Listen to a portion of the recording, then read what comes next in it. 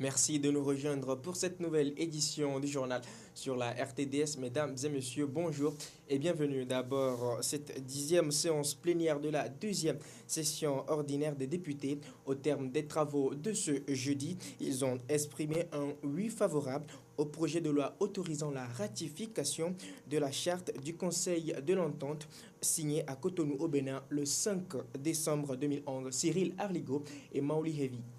Pour cette 10e séance plénière de la 2e session ordinaire, les députés togolais se sont penchés sur le projet de loi autorisant la ratification de la charte du Conseil de l'Entente. Après avoir constaté une léthargie du Conseil de l'Entente, les États membres se veulent désormais de redynamiser l'institution et insuffler aux activités socio-économiques un nouveau souffle. Pour cela, la Côte d'Ivoire, le Burkina Faso et le Niger, 3 des 5 pays membres que compte le Conseil de l'Entente, ont déjà ratifié cette charte. Le Togo vient donc de leur emboîter le pas en autorisant ce jeudi à l'hémicycle la ratification de la charte du Conseil de l'Entente au terme d'un vote majoritairement favorable avec 0 voix contre et 2 abstentions.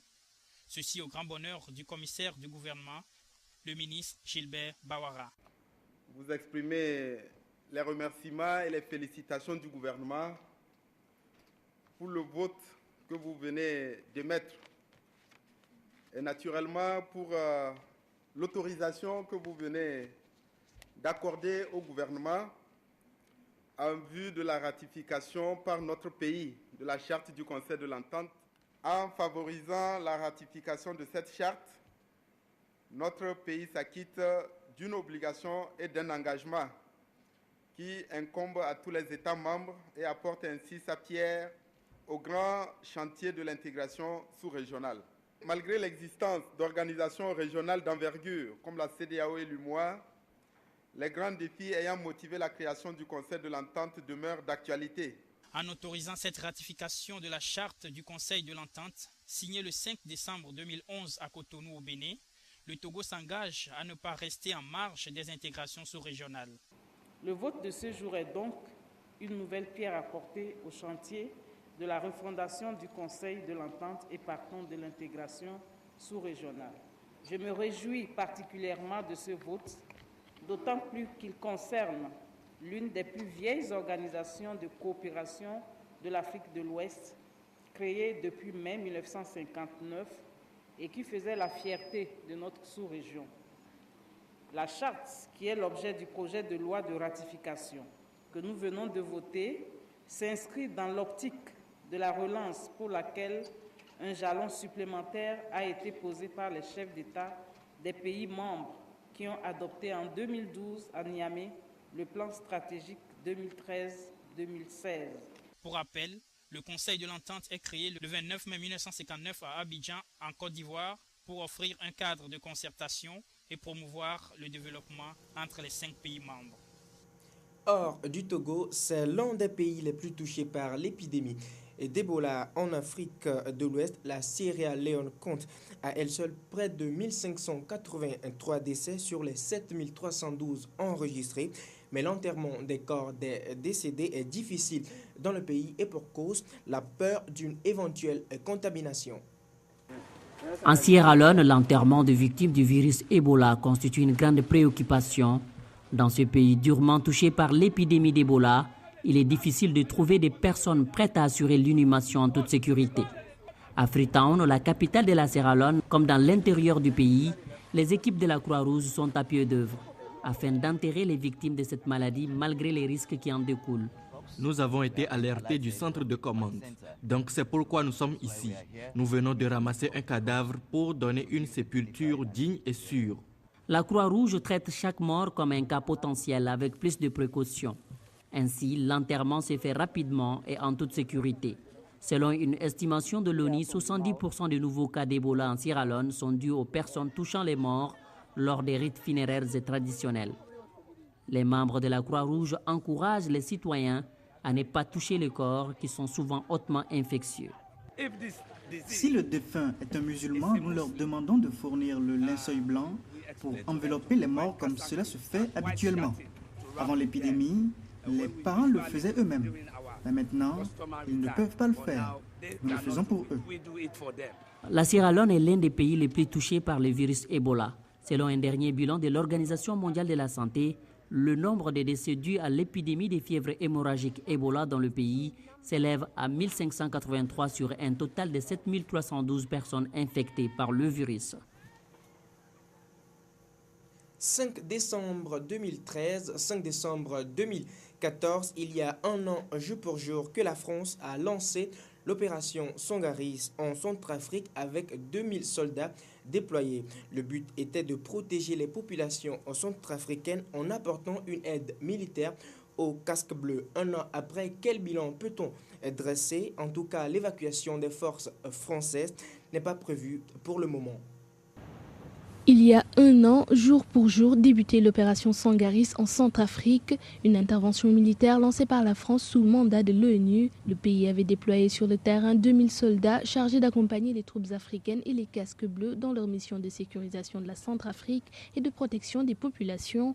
Aujourd'hui, leur mission n'est pas définitivement terminée dans ce pays où le calme reste précaire. La contribution des troupes françaises a été d'une importance capitale dans la gestion de la crise centrafricaine à ses débuts, parce qu'il fallait absolument mettre en place un dispositif militaire capable de rétablir relativement l'ordre dans le pays. Maintenant, sur le plan strictement militaire, la bataille n'est pas terminée parce qu'il y a toujours cette insécurité qui règne dans le pays. Même à Bangui, le calme n'est toujours pas totalement revenu.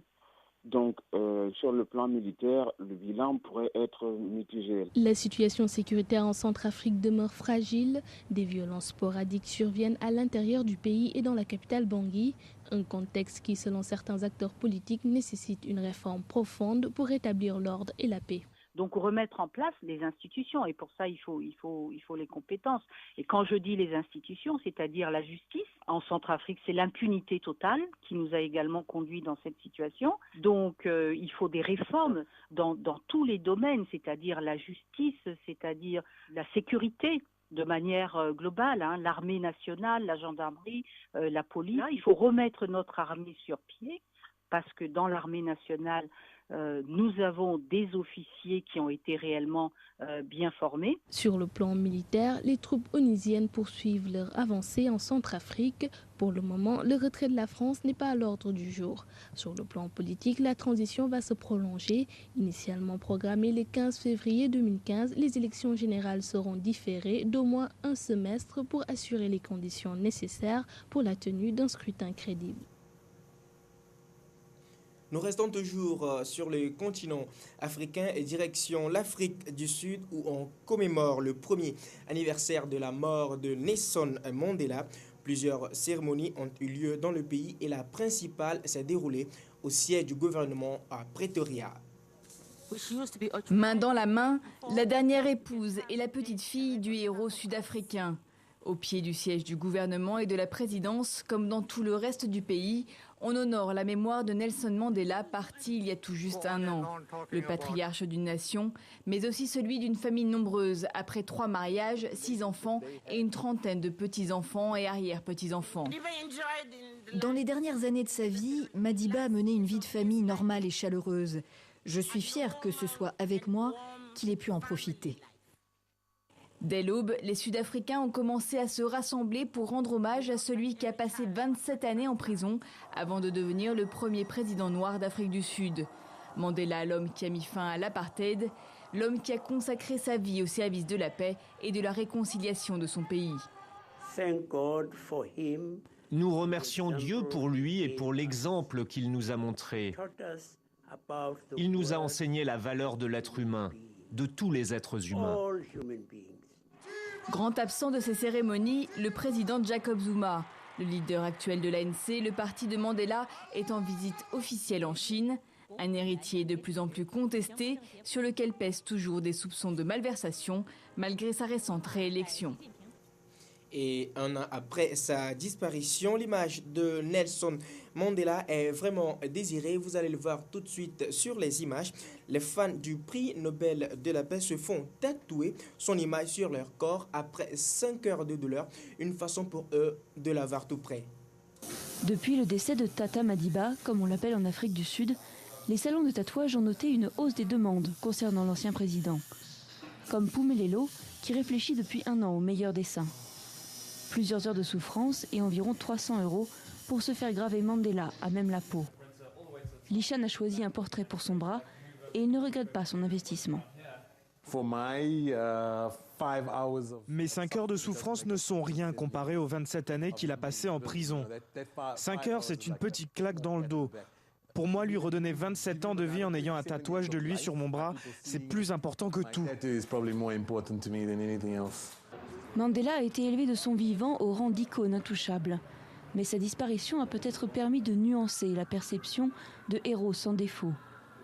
Pour Vern Harris, directeur de la recherche à la Fondation Mandela, certaines voix critiques peuvent désormais se faire entendre.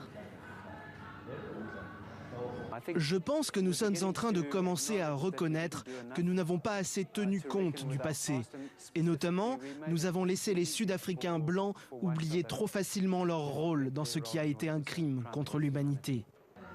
Quand Tata Madiba est mort, des centaines de milliers de messages ont été écrits par des compatriotes en deuil, des chefs d'État, des personnes partout dans le monde. La Fondation expose pendant 10 jours une sélection de ses hommages à son courage, ses actions, son sourire, toutes les qualités pour lesquelles il ne sera jamais oublié. L'histoire va-t-elle se répéter aux Philippines? Un peu plus d'un an après le typhon Haiyan qui a orchestré plusieurs dégâts avec plus de 7350 morts, le pays s'apprête à faire face à un nouveau typhon du nom de Agupit qui s'approche déjà de l'archipel. Barricader les habitations et les commerces, faire le plein de vivres avant de se diriger vers les bâtiments ouverts au public comme les gymnases, les écoles ou les églises et prier en espérant que la nature soit clémente. J'ai apporté Saint Nino avec nous pour notre sécurité. Des messages sont diffusés pour rappeler les consignes de sécurité et inciter la population à rester calme à l'approche du typhon Agupit.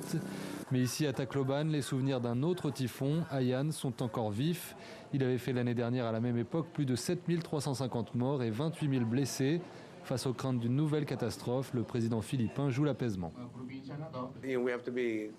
Nous devons être sensibles au stress des gens.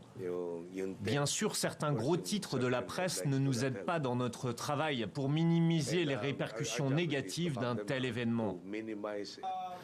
Agupit devrait toucher le pays dans la journée de samedi. Il devrait générer des vents allant jusqu'à 230 km/h sur une bande de 700 km de large. Aux États-Unis, les manifestants ne décolèrent pas après la mort d'Eric Garner, tué par un policier blanc.